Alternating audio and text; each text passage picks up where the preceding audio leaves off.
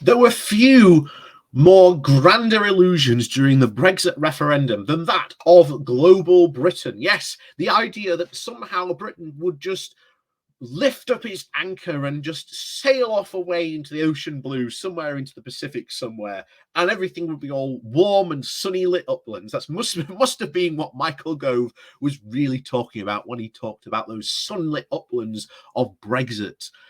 But of course, that reality really hasn't happened. We are an island nation, and we will always be an island nation off the coast of Europe. That ain't going to change.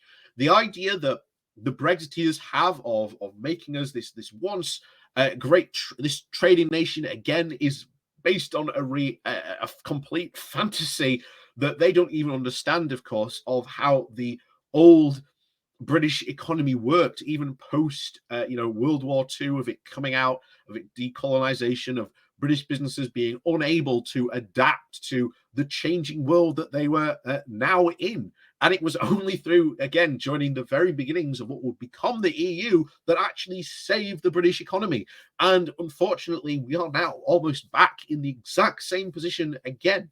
Of just a couple of days ago, we talked about in the UK once again becoming the sick man of Europe again. That is very, very likely to happen all over again. And it's hilarious when you think that when Brexiteers talk about joining like the Trans-Pacific Partnership or something like that trade bloc in the East, not only are the same economic benefits there for joining the EU, but they're even better. So but it's not just that, of course. It's about the whole diplomatic issue, and of course how Brexiteers must now come to terms, and even the Tory party must now come to terms, that Europe is not the enemy. It never really was the enemy. As we've said before, British problems were not European problems, they were British problems, and they always were caused by British governments, not by Brussels. So hopefully this situation will have a dawning effect upon that. But more importantly, about the Indo-Pacific tilt that Britain was so desperate to try and do. Even my own MP, Dan Jarvis, raising this very question in Parliament. So, before we do go diving into this article today, please do remember to hit that like, share, and subscribe button. And of course, down below, there are links to my Patreon page and an affiliation link called Buy Me Coffee, where you can, well, buy me coffee. And as always, thank you very much to all those people who do help support the channel that way. So, on with this. This comes from the Financial Times with the title of Ukraine Marks an End to the Brexit Illusions. Just as few military plans survived first contact with the enemy, so few grand diplomatic visions outlast the exposure to reality. Russia's invasion of Ukraine is forcing Western nations to rethink their core assumptions. And in the UK, it means the end of the Brexit illusions of the new direction for global Britain. The crisis hammers home the fact that the UK cannot escape its geography. The lofty dreams of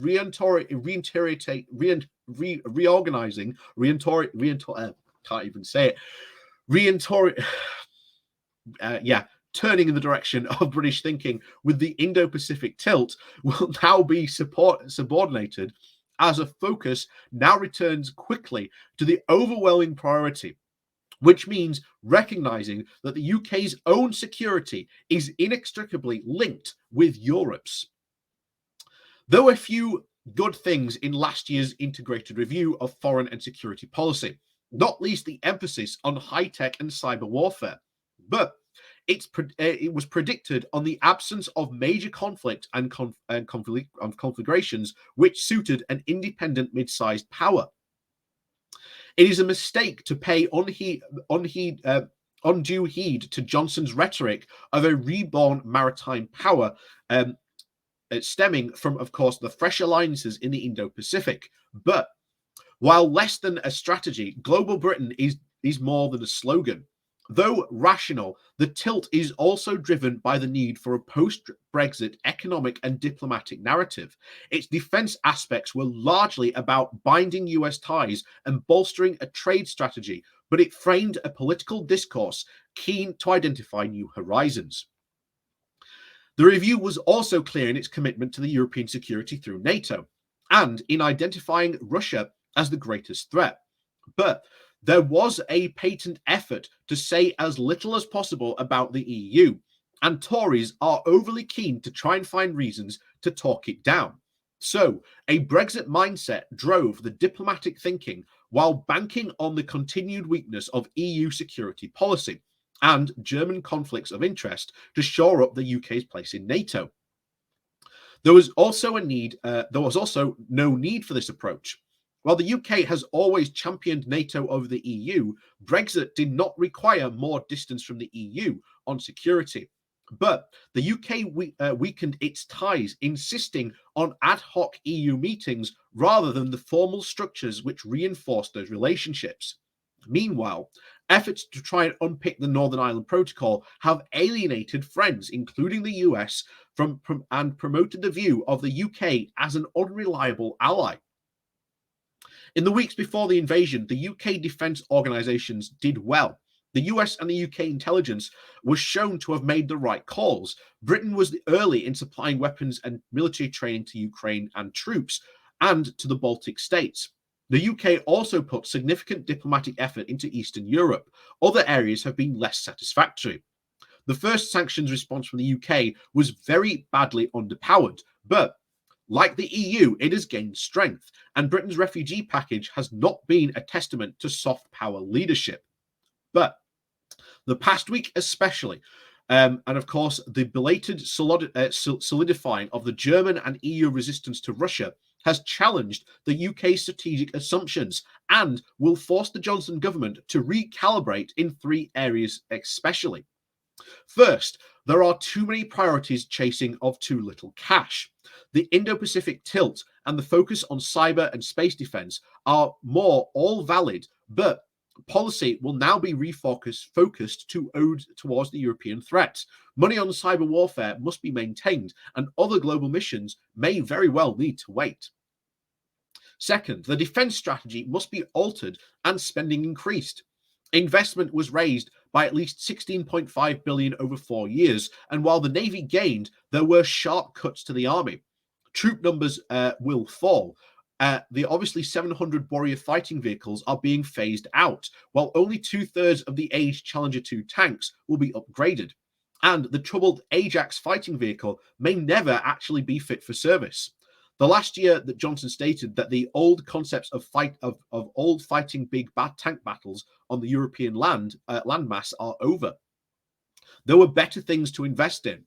Some of those assumptions have to be resisted. As one security expert notes, you cannot deter Russia with vehicles intended for Afghanistan.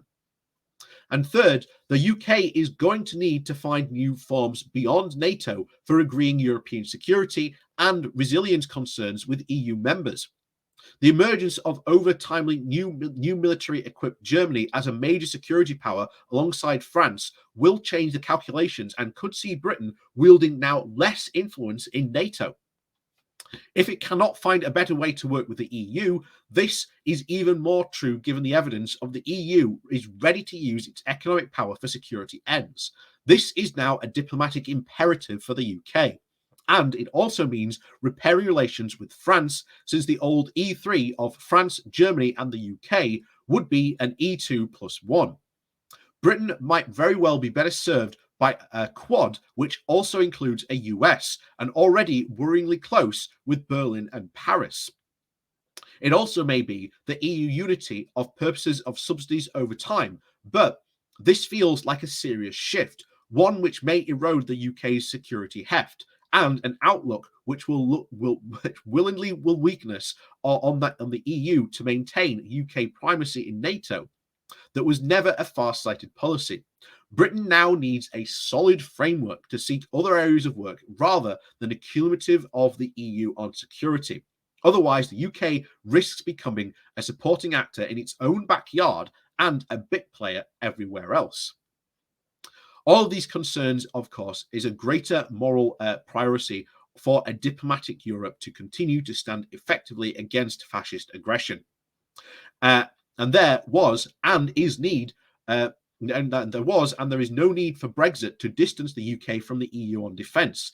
But this is not the latest challenge. The rhetoric of global Britain was always outpaced by the reality, and reality has now bitten, and it is time to end these illusions.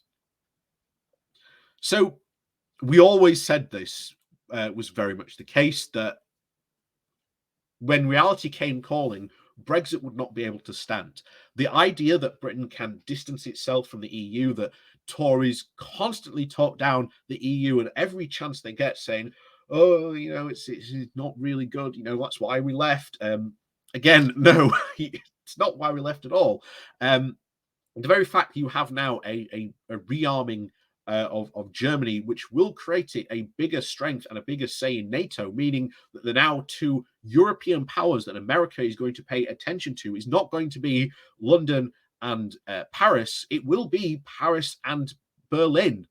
London will get sidelined. The UK will just be sidelined. And again, this grand scheme of global Britain will again be an absolute diplomatic failure on every single front. And it is already showing just how the weakness it is showing during this Ukraine crisis. So once again, the promises of Brexit completely fail when reality comes a-calling. So, as always, thank you very much for watching. Please do remember to hit that like, share, and subscribe button on your way out. And of course, down below, there are links to my Patreon page and a one-off donation link with the YouTube memberships open as well down below. And always, see you all next time.